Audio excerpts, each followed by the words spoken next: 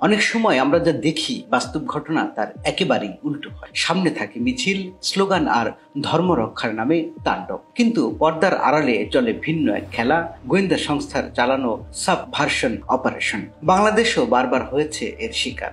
আজ আমরা বলবো ধর্মীয় উন্মাদনা সৃষ্টিতে ভারতীয় গোয়েন্দা সংস্থা রয়ের ভূমিকা নিয়ে। 1991 সালে গণতান্ত্রিক সরকার আসার পর বাংলাদেশ নানা চ্যালেঞ্জের মুখোমুখি হয়, কিন্তু তখনই ঢাকাস্থ ভারতীয় হাইকমিশনে ফার্স্ট সেক্রেটারি হিসেবে দায়িত্ব নেন জগদীশ চন্দ্র পান্থ, সংক্ষেপে জেসি পান্থ। আনুষ্ঠানিকভাবে তিনি কূটনৈতিক হলেও বলা হয় তিনি ছিলেন রয়ের একজন শক্তিশালী অপারেটিভ। তার মিশন ছিল একটাই, বাংলাদেশের সামাজিক ও রাজনৈতিক অস্থিরতা তৈরি করা এবং সেটি আন্তর্জাতিক মিডিয়ায় ছড়িয়ে দেয়া। তসলিমা নাসরিনের লজ্জা এই বইটি প্রকাশিত হতেই আলোড়ন ছড়িয়ে পড়ে। পশ্চিমবঙ্গে বিজেপি বইটিকে রাজনৈতিক হাতিয়ার বানায়। বাংলাদেশে শুরু হয় ধর্ম রক্ষার নামে আন্দোলন, আর এই আবেগকে কাজে লাগিয়ে হাজির হয় নতুন নাটকের মঞ্চ। প্রেস ক্লাবের সামনে হঠাৎ দেখা গেল কয়েকজন লোক হাতে বিষাক্ত সাপ নিয়ে তসলিমা বিরোধী মিছিল করছে। অপেক্ষমান ফটোগ্রাফাররা মুহূর্তেই ছবি ছড়িয়ে দেয় বিশ্ব মিডিয়ায়। কিছুক্ষণের মধ্যেই হাজির হলো আরেকটি দল, আল্লাহর দল। বিশাল জুব্বা, মাথায় পাগড়ি, হাতে লম্বা লাঠি। তারা স্লোগান দিল ধর্ম রক্ষার নামে। আন্তর্জাতিক সংবাদ মাধ্যমে বাংলাদেশকে দেখানো হলো অন্ধ উগ্রতার দেশে পরিণত হিসেবে, কিন্তু বাংলাদেশি গোয়েন্দারা একটি ছবিতে চমকে ওঠেন।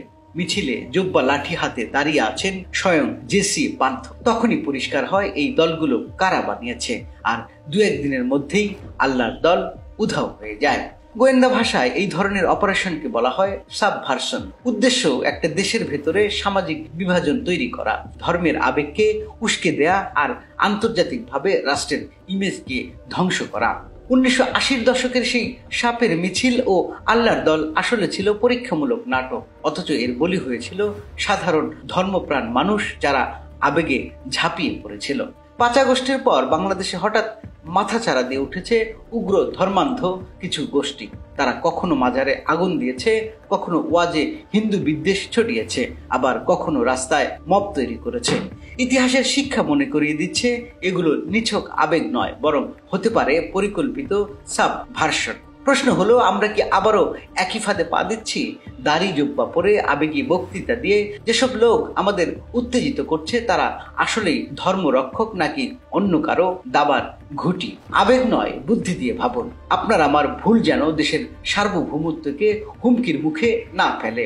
ধর্মীয় উন্মাদনা যদি পরিকল্পিত অপারেশনের হাতিয়ার হয়, তবে সাবধান হওয়া ছাড়া কোনো পথ নেই। মনে রাখুন, দেশের স্বাধীনতা ও সার্বভৌমত্ব রক্ষায় সবচেয়ে বড় দায়িত্ব আপনার আমার সচেতনতা।